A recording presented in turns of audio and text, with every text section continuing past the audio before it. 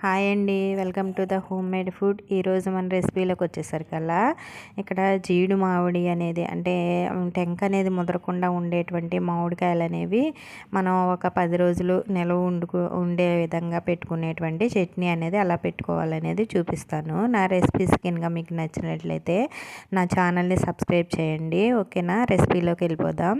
ఇక్కడ నేను జీడు అనేది టెంక అనేది ముదరకుండా ఉండేటువంటి 4 మామిడికాయలు తీసుకొని శుభ్రంగా కడిగి తడి అనేది లేకుండా పక్కన పెట్టేసుకున్నాను. తడి అనేది ఉండకూడదు, చట్నీ పాడవుతుంది కాబట్టి. తర్వాత చట్నీ చేయడానికి ముందుగా మనం ఇక్కడ ఒక ప్యాన్ తీసుకొని దానిలోని మెంతులు తీసుకున్నాను. 2 టేబుల్ స్పూన్ల మెంతులు తీసుకొని చక్కగా వేపుకున్నాను.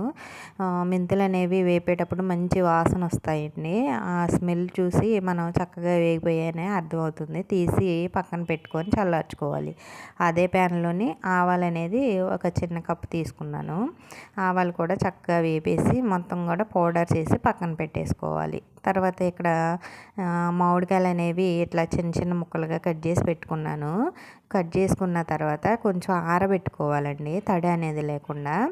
తర్వాత ఇప్పుడు ఆరబెట్టుకున్న తర్వాత ఎట్లా మనం ఈ జీడి మామిడి చట్నీ పెట్టుకోవాలనేది నేను కొలతలతో చూపిస్తున్నాను. ఇక్కడ ఒక బౌల్ తీసుకొని ఆ బౌల్తో కొలుస్తున్నాను. ఇట్లా ఎన్ని బౌల్స్ అయితే దాన్ని బట్టి మనం కారం, ఉప్పు, పసుపు తీసుకోవాలి. ఇక్కడ 4 బౌల్స్ అయ్యాయి.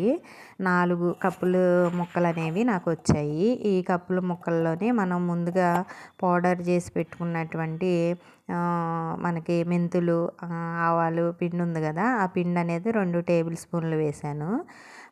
ఇప్పుడు కొంచెం ఇక్కడ సాల్ట్ అనేది నేను గల్లులుప్పు ఉంటే తీసుకోవచ్చు.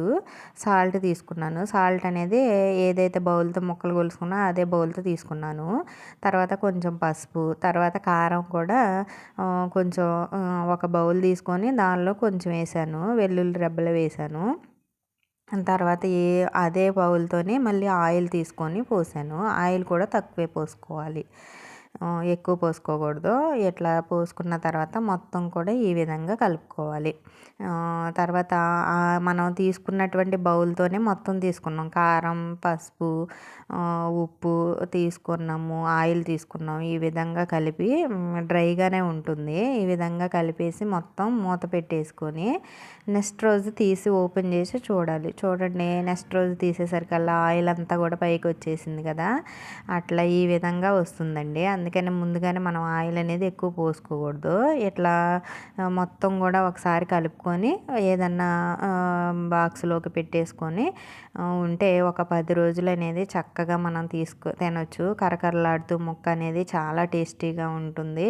సాల్ట్ కిందకి తగ్గినట్లుగా ఉంటే వేసుకోవచ్చు. చాలా బాగుంది కదా. Thank you for watching. మీరు కూడా ఒకసారి ట్రై చేసి చూడండి. నా ఛానల్ నచ్చినట్లయితే ప్లీజ్ లైక్ చేయండి, షేర్ చేయండి, సబ్స్క్రైబ్ చేయండి.